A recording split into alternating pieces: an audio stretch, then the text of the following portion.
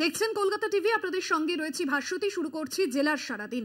বিতর্ক, আলোচনা, সমালোচনা, তারপরেও কংগ্রেসের বিরুদ্ধে কড়া আক্রমণে নরেন্দ্র মোদী। রবিবারের পর মঙ্গলবারও মনমোহন সিং এর ভাষণকে হাতিয়ার করে কংগ্রেসকে নিশানা প্রধানমন্ত্রীর। মোদীর মন্তব্যের বিরোধিতা করে সুর চড়িয়েছে বিরোধীরাও। पहले जब उनकी सरकार थी उन्होंने कहा था कि देश की संपत्ति पर पहला अधिकार मुसलमानों का है। इसका मतलब ये संपत्ति इकट्ठी करके किसको बांटेंगे? जिनके ज्यादा बच्चे हैं उनको बांटेंगे।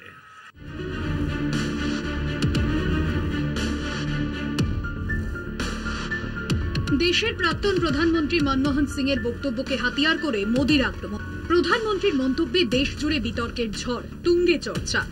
বিরোধীদের বক্তব্য, প্রধানমন্ত্রী ভোট কুড়াতে ঘৃণা ভাষণকে আশ্রয় করেছেন, যদিও তারপরেও পিছু হটছেন না প্রধানমন্ত্রী। एससी एसटी को और ओबीसी को मिला हुआ अधिकार छीन करके वोट बैंक की राजनीति के लिए औरों को देने का खेल किया। कांग्रेस ने इतने प्रयास ये जानते बूझते किए कि ये सब संविधान की मूल भावना के खिलाफ था। বিতর্কের সূত্রপাত রবিবার রাজস্থানের একটি জনসভা। মোদীর আক্রমণের নিশানায় প্রাক্তন প্রধানমন্ত্রী মনমোহন সিং। দেশের সম্পত্তির উপর সংখ্যালঘু মুসলিমদের অধিকার সবার আগে। সত্যি কি এ ধরনের কোনো মন্তব্য করেছিলেন তৎকালীন প্রধানমন্ত্রী? Our collective priorities are clear. The component plans for scheduled castes and scheduled tribes will need to be revitalized. We will have to devise innovative plans to ensure that minorities, particularly the Muslim minority, are empowered to share equitably in the fruits of development. They must have the first claim. শুধু তাই নয়, কংগ্রেসের নির্বাচনী ইস্তেহারকেও নিশানা করেন মোদী। প্রধানমন্ত্রীর গলায় কংগ্রেসের বিরুদ্ধে তুষ্টিকরণের রাজনীতির অভিযোগ। मुस्लिमों का देश के संसाधनों पर पहला हक है, ये मनमोहन जी का बयान है। कांग्रेस पार्टी की सोच हमेशा से तुष्टीकरण की रही है, वोट बैंक की राजनीति की रही है। I am telling you, Honorable Prime Minister should know that he has taken a oath on the Constitution that every section will be taken oath. He is the head of the country, and all people in this country are equal. You can't differentiate anyone. It is sending bad message across the country and the world. প্রধানমন্ত্রীর বক্তব্যকে হাতিয়ার করে প্রচারে all out আক্রমণে Trinamool supremo. তারা এতটাই ঘাবড়ে গেছে, এতটাই ভয় পেয়ে গেছে যে আজ অনেক ভয়ানক ভয়ানক কথা বলছে। সেই কথাগুলো বলে আমি আর ভেদাভেদের প্রাচীর তুলতে চাই না। Indian Prime Minister Narendra Modi has been accused of making Islamophobic comments during an election rally. মোদীর মন্তব্যের জল গড়িয়েছে আন্তর্জাতিক দুনিয়ায়। আন্তর্জাতিক সংবাদ মাধ্যমগুলিতেও ফলাও করে হেডলাইন। শুরু হয়েছে জোর চর্চা। কলকাতা টিভি। দ্বিতীয় দফার ভোটের আগে ফের বাংলায় স্বরাষ্ট্রমন্ত্রী অমিত শাহ। দক্ষিণ মালদায় সার রোড শো। সভা থেকে শিক্ষা দুর্নীতি নিয়ে মমতাকে তো পাল্টা বীরভূমে প্রচার সভা থেকে সিএ নিয়ে সুর চড়ান তৃণমূল সুপ্রিমো। চরমে সিএ সংঘাত।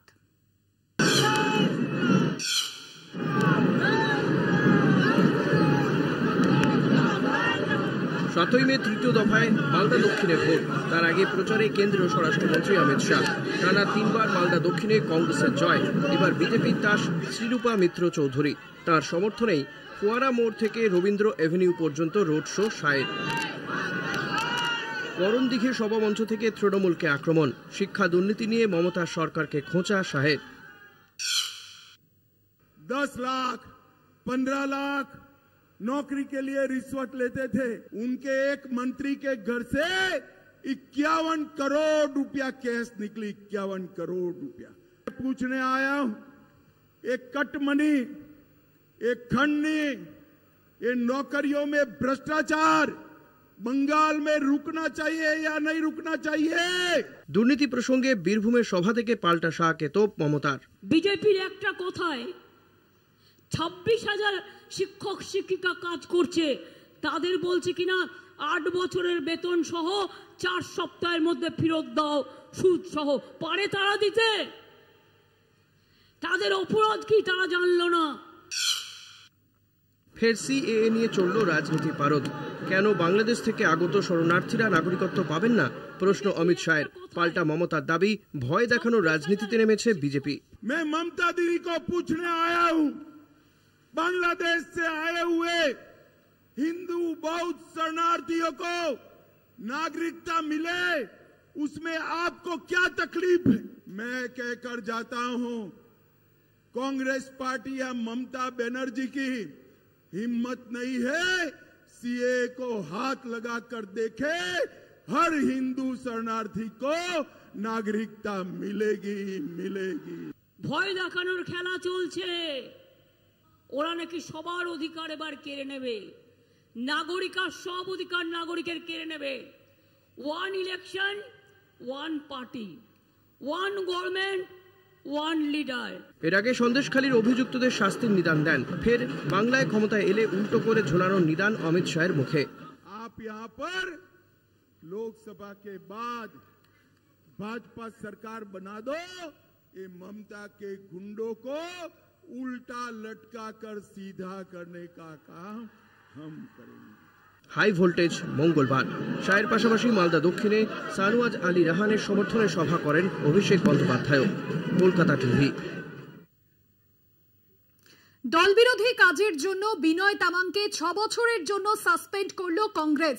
তবে বিনয় তামাং তিনি বলছেন, অর্থাৎ তার যে প্রতিক্রিয়া, এই জয় গোর্খাদের জয়, কংগ্রেস থেকে বহিষ্কার করে কিছুই হয়নি, কিছু যায় আসে না, এমনটাই মন্তব্য করেছেন বিনয় তামাং। গোর্খাদের থেকে যদি দূরত্ব বাড়ত তাহলে জয় আসতো, কংগ্রেস থেকে বহিষ্কার করলে কোনো রকম কোনো যায় আসে না, কংগ্রেস বহিষ্কার করলে কিছু যায় আসে না, এমনটাই মন্তব্য করেছেন বিনয় তামাং। কংগ্রেস বহিষ্কার করলে কিছু যায় আসে না, এই বহিষ্কার গোর্খাদের জয়, কংগ্রেসের হার। গোর্খারা বের করে দিলে চিন্তা হতো, কংগ্রেস থেকে বহিষ্কারের পর এমনটাই জানিয়েছেন বিনয় তামাং। দার্জিলিং এর বিজেপি প্রার্থী রাজু বিস্তাকে সমর্থন করেছিলেন পাহাড়ের নেতা বিনয় তামাং। কংগ্রেস থেকে বিজেপি প্রার্থীকে সমর্থন করার জন্য, অর্থাৎ দল বিরোধী কাজের জন্য কংগ্রেসের তরফে তাকে 6 বছরের জন্য সাসপেন্ড করা হয়েছে। আর তারপরেই বিনয় তামাংয়ের যে মন্তব্য, কংগ্রেস বহিষ্কার করলে কিছু যায় আসে না, এই বহিষ্কার গোর্খাদের জয়, কংগ্রেসের হার, এমনটাই কিন্তু বলেছেন। গোর্খারা বের করে দিলে চিন্তা হতো, কংগ্রেস থেকে বহিষ্কারের পর এমনটাই বললেন বিনয় তামাং। প্রতিনিধি রয়েছেন আমাদের বিনয় শঙ্কর। বিনয় শঙ্কর, যে মন্তব্য তিনি করেছেন, এবং আমরা দেখেছিলাম কংগ্রেস প্রার্থী যখন নির্বাচিত হলো তখন থেকেই দলের সঙ্গে একটা দ্বন্দ্ব দূরত্ব বাড়াচ্ছিলেন বিনয় তামাং, এবং তারপরে এই ভিডিও বার্তা, সব মিলিয়ে কি খবর পাচ্ছ?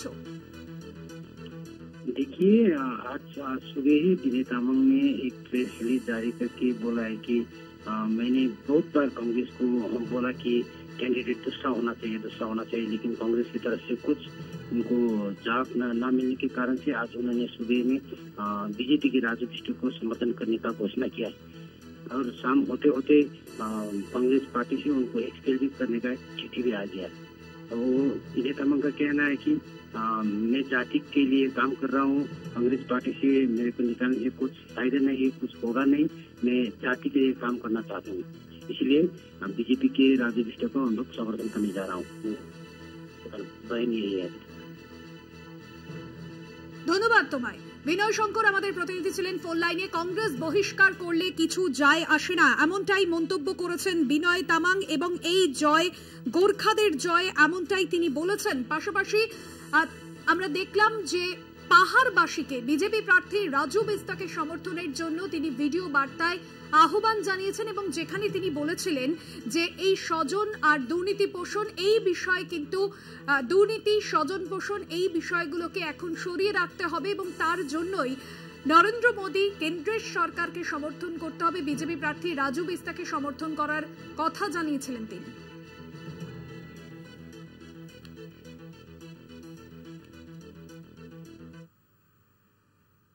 অন্যান্য খবর নিয়ে ফিরে আসছে বিরতির পর, সঙ্গে থাকুন। এর আগেই বিজয় উল্লাস, লক্ষ্মীর ভান্ডার মাথায় নিয়ে নাচ বিষ্ণুপুর লোকসভা তৃণমূল প্রার্থী সুজাতা মণ্ডলের। 4 জুন আসল নাচ দেখাবে বিজেপি। পাল্টা কটাক্ষ বিষ্ণুপুরের বিজেপি জেলা সভাপতি অমরনাথ শাখার।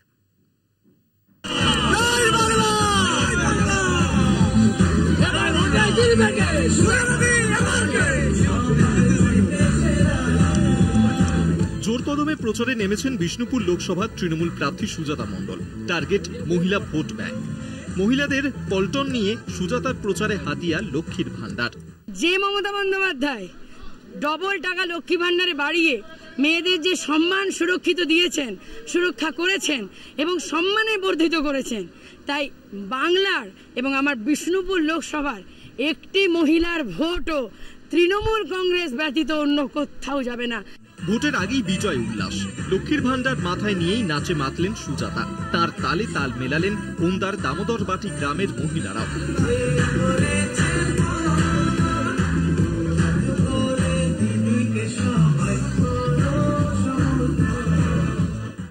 এই উল্লাস আগামী ৪ঠা জুনের বিজয় উল্লাসের।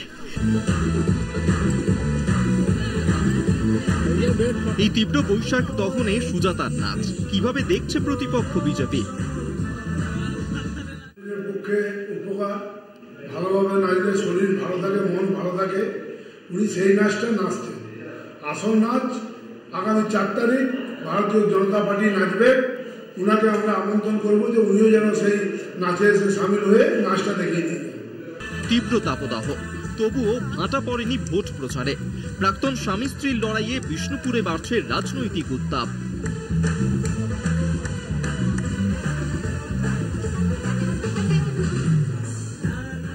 বাঁকুড়া থেকে স্বরূপ গঙ্গোপাধ্যায়ের রিপোর্ট, কলকাতা টিভি।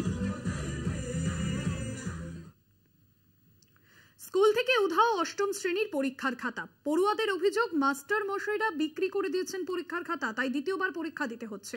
কোলাঘাট ব্লকের পিকে উচ্চ মাধ্যমিক বিদ্যালয়ের ঘটনায় ক্ষুব্ধ অভিভাবকরা। কোনোভাবে হারিয়েছে খাতা সাফাই স্কুল কর্তৃপক্ষের।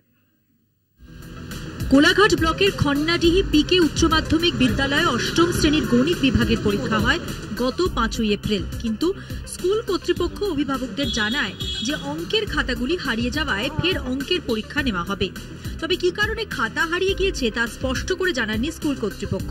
স্কুল কর্তৃপক্ষের সাফাই যে একই সঙ্গে সমস্ত ছাত্রছাত্রীদের পরীক্ষার খাতা ছিল, কিন্তু সেখান থেকে শুধুমাত্র অষ্টম শ্রেণীর ছাত্রছাত্রীদের মাসিক 15 নম্বরের যে পরীক্ষা, সেই পরীক্ষার কয়েকজনের অঙ্কের খাতা পাওয়া যায়নি।